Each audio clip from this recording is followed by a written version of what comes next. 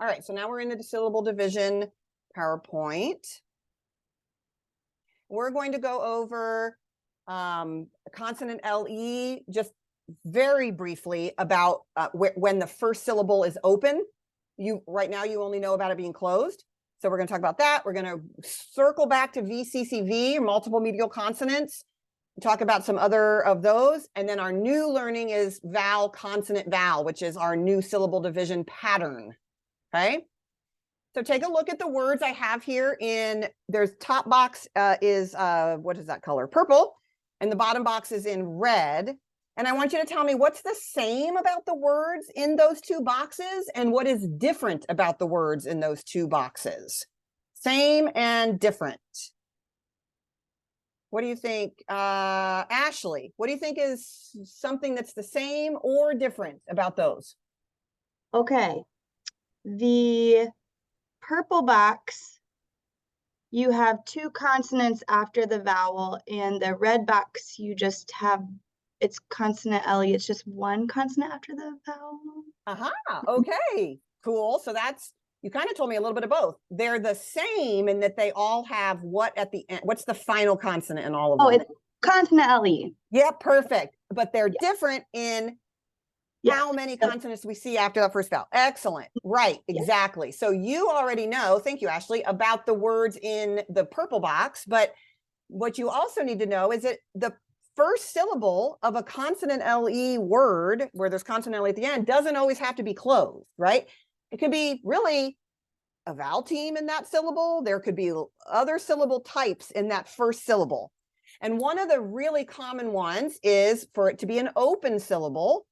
And therefore, then, if we remember how we see the consonant LE and we bracket the last three, we would have table, ladle, maple, right? So these are two syllable base elements. These words are simple two syllable bases. It just so happens that the first syllable now is open. And so something that reliably happens, and where you'll see now in the concept manual, is that you have this lesson in here that talks about how we're specifically focusing in on that A. We're just going to touch on the spelling of where A can say A. Okay. So consonant LE. A little bit, one more thing that you now know about that. Those words can be used for reading and spelling, by the way, just those ones that are table, ladle, maple, those ones that are listed there. Okay. Now, what about two syllable bases that don't have a final consonant LE? What about words like that? Well, here's one such word. Here's a word that's a two syllable base element. We know that because we're going to spot and dot the vowels.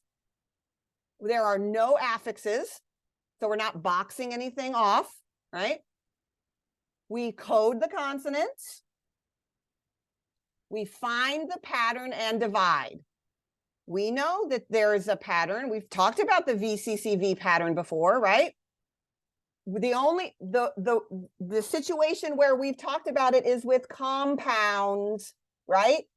Two bases. What we're talking about now is one base element, a simple word. Okay. Divide. If we see two medial consonants, we usually divide between them, right?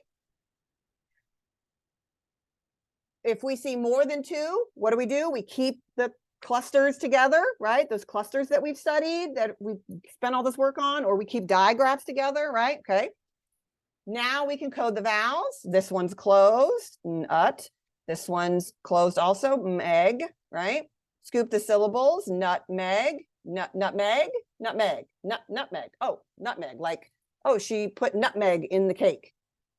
Nutmeg, first syllable stressed. Remember, we have to find syllable stress when we are dealing with polysyllabic bases. We have to be able to figure out where that stress is. Students must be able to prove to you they know where the stress is. Okay, by getting it in trouble. which is saying it fast. Nutmeg. That is getting it in trouble. Calling it to dinner, remember, is where you elongate and you go nutmeg. The syllable that is kind of like higher pitched. I don't love that one. I do not love that one for syllable stress. I like get it in trouble. I don't like how calling it to dinner makes you elongate the syllables. That is not really how we talk. I prefer getting it in trouble, which means you say it fast, like it's in trouble. Like nutmeg. If my dog's name was Nutmeg and it was doing something wrong, I wouldn't say nutmeg. I would say nutmeg. Okay. All right. Now, here's another word, 2-syllable base element. I'm coding my consonants, right? Find pattern and divide. Divide between the consonants, code my vowels. This becomes rabbit. Rabbit. Is this rabbit? No. Okay, this is what might happen with your students when they take things so literally that we tell them, right? Here we have a scenario where we see 2 medial consonants, but we hear 1 medial sound. Rabbit. Why do you suppose we've spelled this with 2 B's? What's going on with those 2 B's if they're not both pronounced? Kara, Yep. the first B is causing that syllable to be closed and making the vowel short. Exactly. It leaves the reader with no question as to the quality of the first vowel. If I see 2 consonants after that single vowel, I know it's short, especially if it's a doubled consonant, because there's no other reason to double that B other than to tell the reader, hey, guess what? That A is short. Okay. Oh, and of course I got to get my stress, right? Is it rabbit? Do I say rabbit or do I say rabbit? Oh, I say rabbit. First syllable stressed. Now tell me, how would a student know to spell this word? If the student was trying to spell rabbit, how would they know that it needs 2 B's? They would have to think about the vowels and if they're long or short. And I mean, if they're short, then you have to be able to separate it, you have to have 2. Well, maybe. And you only hear 1 sound. Right. Super hard, huh? Guess what? The answer is they're not going to know that it needs 2 B's. And we're going to discover that right now by looking at this next word. Nope, not that word. Sorry. Oh, never mind. We're going to hold that. Just a minute. The answer is they're not going to know, because words with a short vowel sound in the first syllable don't always have 2 consonants after them. Okay. So hold this thought. Remember the word rabbit for in just a little bit.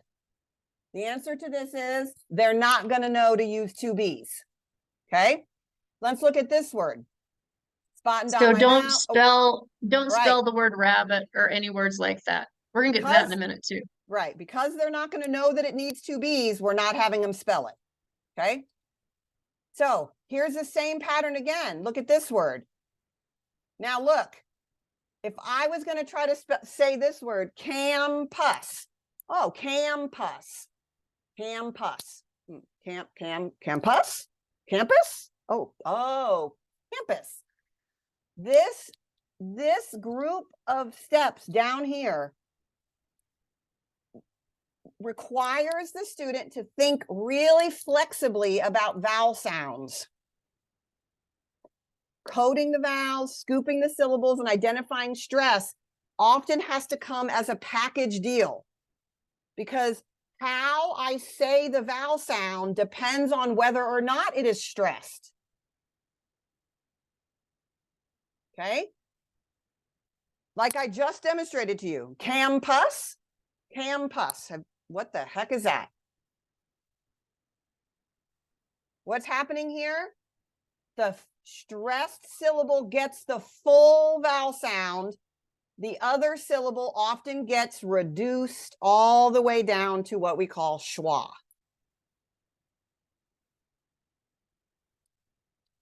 How would a student know to spell the word campus with a U in the second syllable? They wouldn't.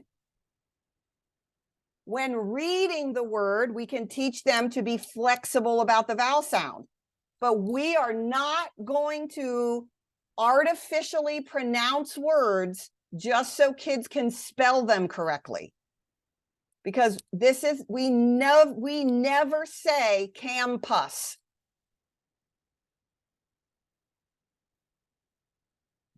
Please remember that students are every single one of us develops a spoken language vocabulary well before a written language one. And we can understand the written language because we know the spoken language. So you should not be doing artificial things with the spoken language, because that's not how people speak. Okay, so you can see again here a problem, not with reading this word, but with spelling it. Remember when we did, oh, sorry, go ahead, I'm Abby. sorry to interrupt you. No. I just recently I taught the schwa sound like in one of my other, not for this program, but in one of my other classes. And yeah, it was words like wagon, lemon. And one of the girls was like, well, how do I know which vowel to use when I spell it? And I was like, I have no idea. I probably said something like, oh, you just practice or whatever, but that is hard, because how do you tell them which one to use? I mean, there's no rule for it, is there? no, there is not. Okay. So you're right. I can't even tell you why you would I was use. just making sure there wasn't something. You're not, no, that has to do, that's why spelling is so difficult in a language like English, where there's multiple ways to spell any given phoneme, for one, as Jen talked about a little bit ago, and because we have a stress-timed language. Some of our syllables get more stress, which means other syllables get less stress, which it has everything to do with vowel sounds.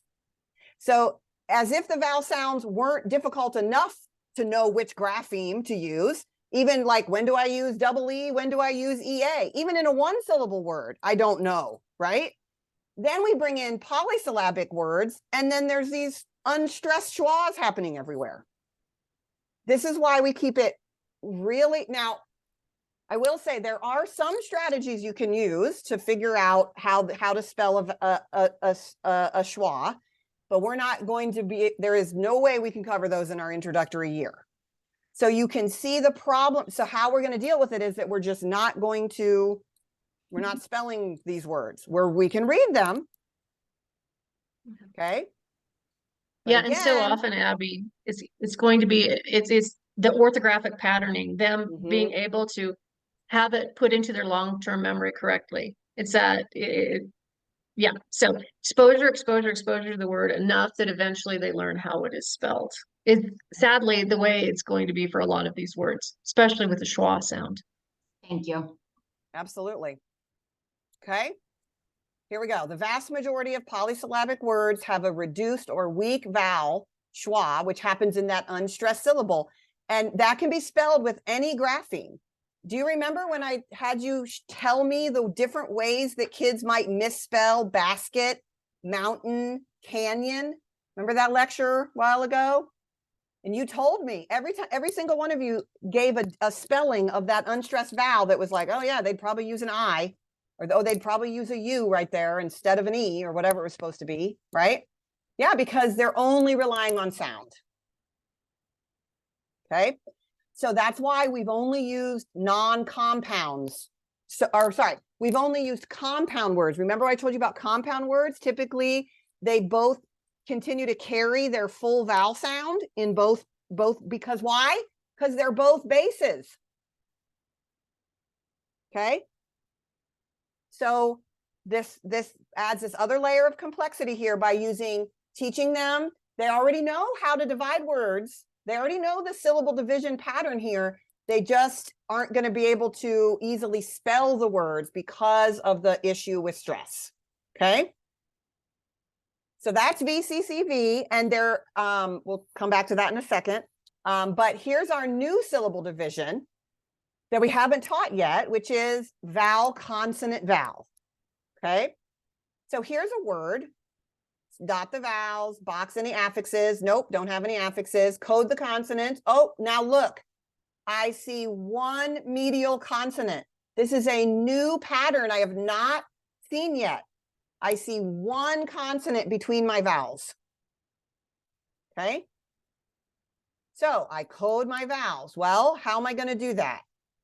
I have to figure out where is that consonant, which syllable is the consonant going to go with?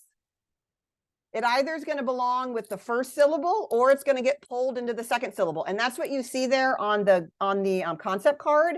You see the guy who's like pulling in one direction or the other. We talk about how the vowels kind of fight over the consonant, and they both want the consonant in their syllable. And it depends on who wins as to what the vowel sound is going to be. So in this case, I would flex the vowel sound of that first vowel. But is it basin? Have I ever heard of a basin? No. How about basin? Like, have I heard of a basin? Like I use the water went into the basin. So again, you see here, the problem is I don't know which word is correct unless I've heard it before. This is true for every single person on the planet. You can have all the decoding strategies in the world, and if you don't know that basin is not a word in English, but basin is, then you're just not going to know exactly what that word is. This is very dependent on spoken vocabulary. Okay, now we can tell kids that most of the time, that consonant gets pulled into the second syllable. Okay, most of the time, the second vowel takes the consonant. And that can kind of help them see that, okay, then that would be basin, right? If the A gets left by itself with nothing blocking it, no consonant after it, it's going to say A. But this is what we mean by flex the vowel. Okay. Here's another one. Here I can circle my ER, right? But wow, what's going to happen in that first syllable? Is it a papper? Is that papper? Or is it paper? Oh, it's paper. Well, I've heard of paper. I never heard of papper. Okay, remember here we are decoding these words. We are trying to figure out we don't know the word. Here's another one. Notice this second syllable. The second syllable can be anything. It can be closed. It could be vowel consonant E. It could be vowel R. I'm trying to figure out the sound of that first syllable that has that single vowel letter, right? Is this going to be rotate? Rotate? Or is it rotate? Oh, it's rotate. That O is going to say O. Okay, again, being flexed. This is called flexing the vowel. Okay, when you are reading and you see one medial consonant, you flex the vowels. That means flexing the sound. And kids, this is a scripted lesson for you, but it's really, you know, you can talk to kids about what does it mean to be flexible? It means, oh, my body can go in this shape, but it can go like this shape. Flexibility means it's not just one thing, right? I can put my body into all these different shapes. Same thing with this vowel. That's what we mean by flexing the vowel.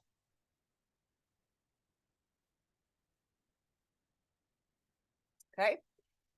So students can spell the words only if the division is after that, is before the consonant. Remember I said that if the second vowel gets the consonant, meaning that division happens before it, then you can use that word for spelling as long as there is no schwa in that other syllable. So literally, the words you see on this page can be used for reading and spelling. And all of this is also in the concept manual. Notice the first syllable, they're all long vowel sounds. And that way we're not worrying about Exactly. whether it has to have a double medial consonant for spelling. So that's why. Open syllables, these are safe to spell. These can also be used for your reading too, review words, etc. Absolutely. Please notice though that we don't always stress the first syllable in the words elope, erase, hotel, and unite.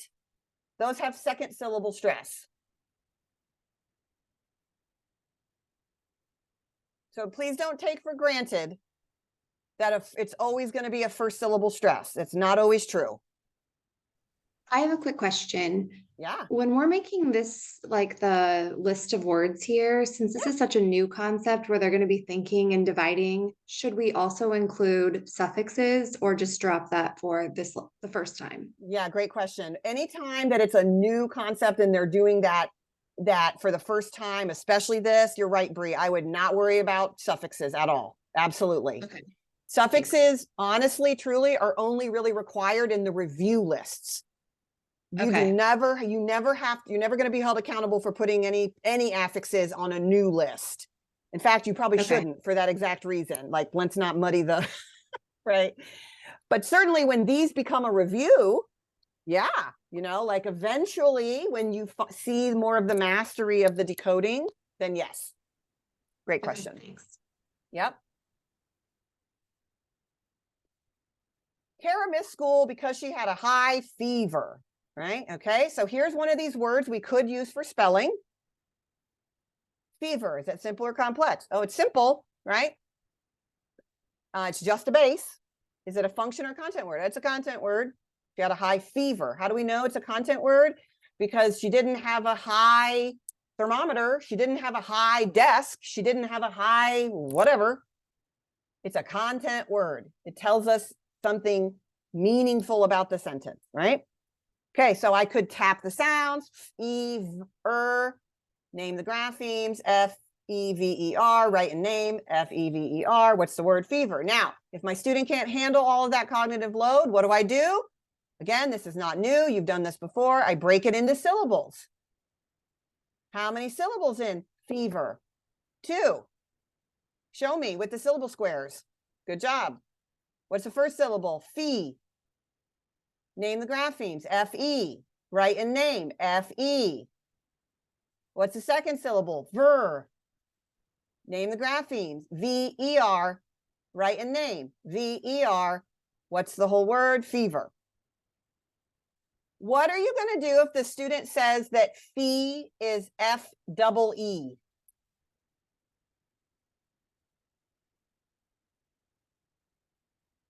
How do we know that fever is not F-double-E-V-E-R?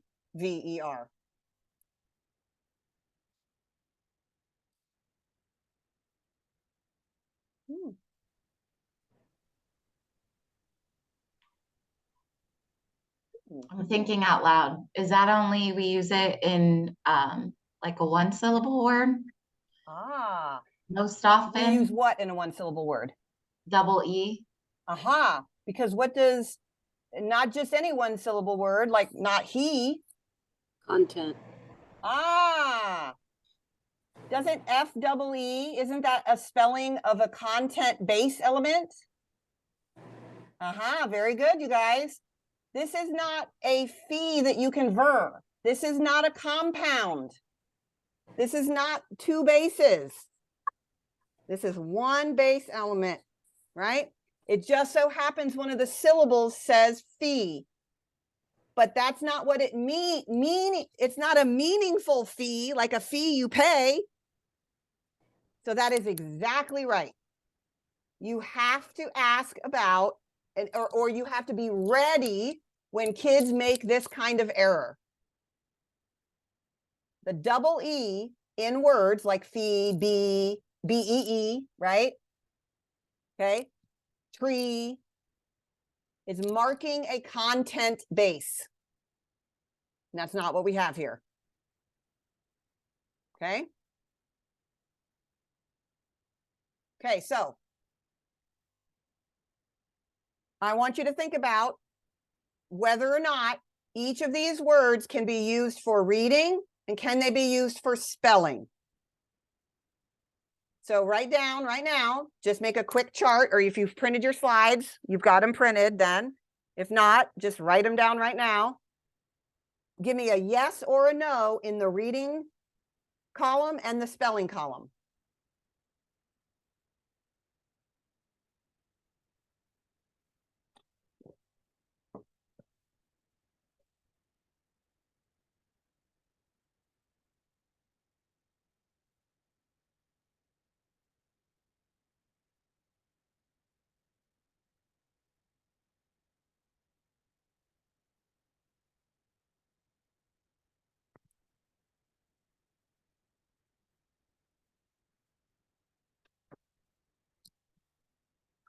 All right. Muffin. Can we have a kid read that word? Give me a thumbs up if they can read it. Would we have them spell it? Thumbs down if we would not spell it, or up if we should.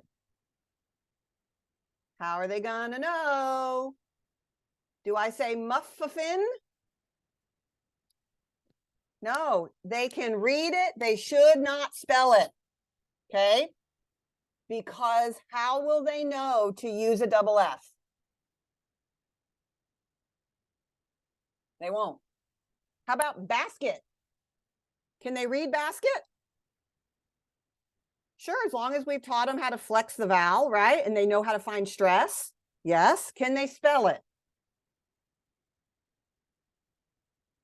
No. How are they going to know how to spell the E? How do they know basket is spelled with an E? They don't. And we are not going to stop and try to teach that to them right now. We're going to get these words into their reading abilities. Okay? You get why we don't have them spell basket? Because it's got a schwa, unexpected spelling in that second syllable. How about latex? Read. Yep. Spell. Yes. Latex. L-A-T-X. They know how to spell all those graphemes. Those are the expected graphemes for those positions in that two-syllable base element. Might they spell lay, L-A-Y? Ah, they might try to.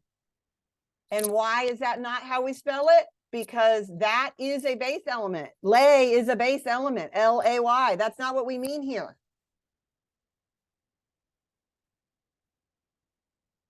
There's a difference between a syllable and a base.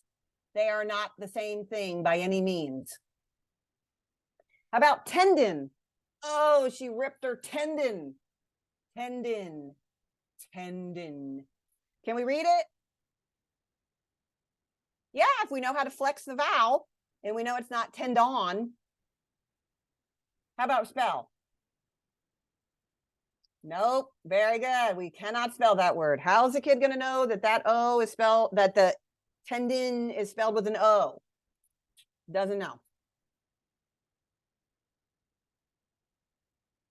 The words you are allowed to use for spelling are very clearly laid out for you in the lesson, like on the concept manual. And I am working on cleaning up also the controlled word list. They're there, they're just not in the right order. So rest assured, eventually the concept manual and the controlled word list will mirror each other. Okay. So now let's think about how, so far we talked about how the first syllable is open for this VCV thing. Well, sometimes, not as often, the consonant is going to get pulled into the first syllable, which would make this timid. Now, again, though, timid and basin both have VCV patterns. They're different in which syllable gets the consonant. Okay, that's what we mean by flexing the vowel. When we have one medial consonant, we have to be ready to give different vowel sounds to those single vowel letters, especially, right? So, oh, same idea here, right? It's not a widow. I don't know. I've never heard of a widow, but I've heard of a widow. You see how the D in this case is closing off the I? Okay. But again, I'm only going to know that if I know the word that widow is not a word, but widow is. Same thing with this word. I got Robin or Robin. Only one of them is an actual word, and that's Robin. Right?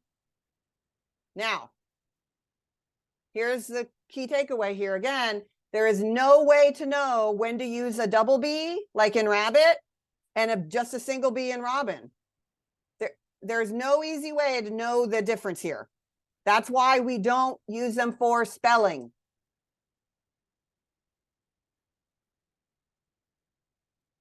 Sometimes the great thing about a double B in rabbit is that we know how to read it immediately. We know that that A is going to say ah because of the double B. We don't know immediately to even read the word robin that it's going to be robin. We have to know, we have to try that different, where that consonant belongs, right? In between. So reading these words is fine. We will not have the kids spell them. Not rabbit words and not robin words. Okay. Vowel, consonant, vowel, where the syllable division happens after the consonant are for reading only.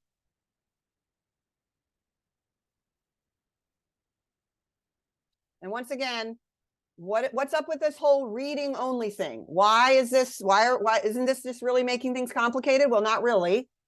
Because again, like I said, spelling in English for any of us is much more difficult than reading. Why? Because there's multiple graphemes to choose from, and not all spoken syllables get the same stress. And relying on what we hear is very unreliable. Remember what Jen said in the Wonder Word thing about how spelling is primarily based on meaning?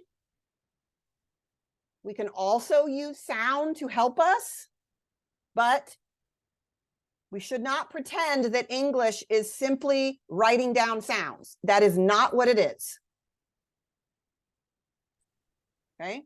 How do I explain that to the teachers in my school who come up with these spelling lists, and I just want to like pull my hair out because they have things like GHT, and I'm like, have you taught the Yeah, you know we're almost out of time. Yep. This is definitely something we can chat about, unless Kara has a quick answer, because we still have a couple things to get to. Definitely can't solve that problem. Teachers are doing what they're told. They're doing what the curriculum tells them to do a lot of the times, right?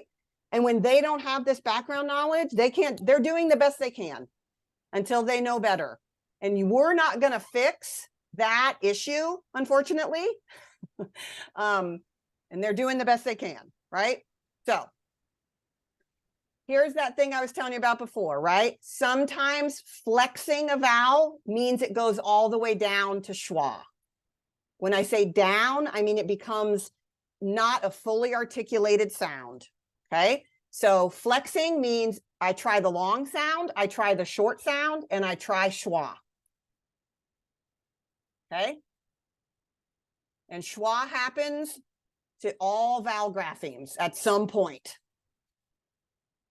All right, so I will just tell you these answers here, that all of these words can be used for reading. None of them can be used for spelling because we don't know the spelling of the schwa, right? Canyon, how would a kid know to use an O? Metal, how would they know that that's AL? Vegan, doesn't sound like an A in that second syllable, right? Magma, how do they know that that second A is an A? They don't. For spelling, right?